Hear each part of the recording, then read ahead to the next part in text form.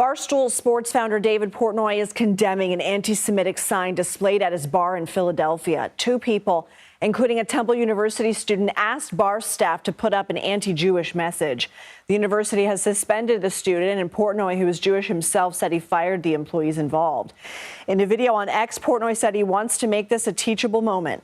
Let's try to turn a hideous incident into maybe a learning experience, as cliche and very unlike me.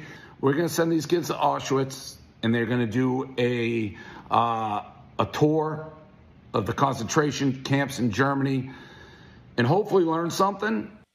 Barstool Sports started as a blog in 2003. It has grown into a digital media empire, producing a wide range of content from sports to pop culture.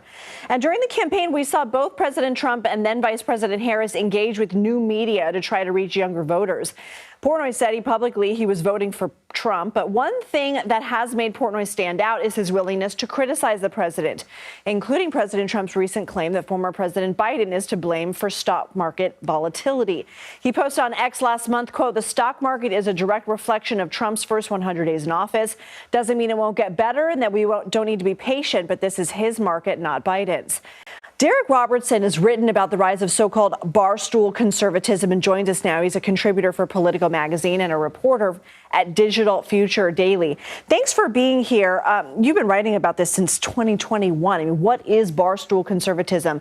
And can you quantify how it's gained popularity in recent years and why?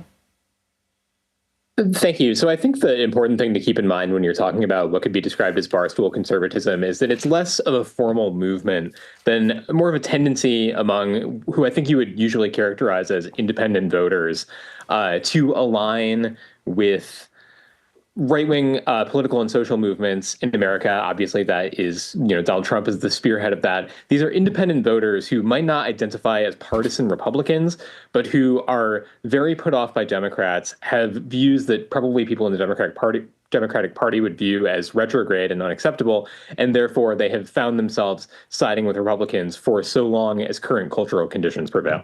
We can see Dave Portnoy is willing to call out President Trump, so is podcaster Joe Rogan, on tariffs and deportations. What does that say about the Barstool mindset compared to the loyal MAGA base?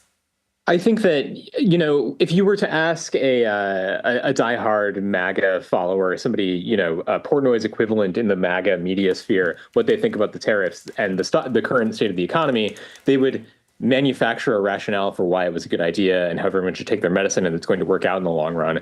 Part of the ethos, the very DNA of somebody who might be part of the Barstool conservative movement is that fierce independence is more important to them than fealty to any given political movement. That is why they have an affinity for Donald Trump, because they see Trump as somebody who, by virtue of his celebrity, his wealth, etc., is not beholden to prevailing cultural narratives, not beholden to social norms, and therefore shares the independence that they desire. So that, paradoxically, is what allows somebody like Portnoy to criticize Donald Trump in the way that he does. So that said, we have recently seen California Governor Gavin Newsom, former Transportation Secretary Pete Buttigieg, host or take part in podcasts that appeal to the so-called bro vote. Why is that? And do you think it's possible for a Democrat to tap into this fandom? I think it's a belated manifestation of just the fact that Democrats are starting to realize that in such a highly partisan political environment as we live in, you have to make serious inroads with independent voters who a lot of people in your base might view as kind of beyond the pale or socially backwards or abhorrent.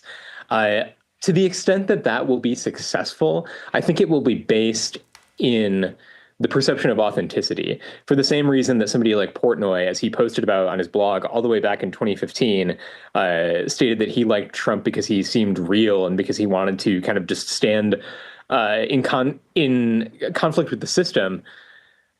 A Democrat will have to be perceived that way in order to curry favor with these people. And I think that's very hard given current political dynamics. Fascinating. Derek Robertson, thank you so much.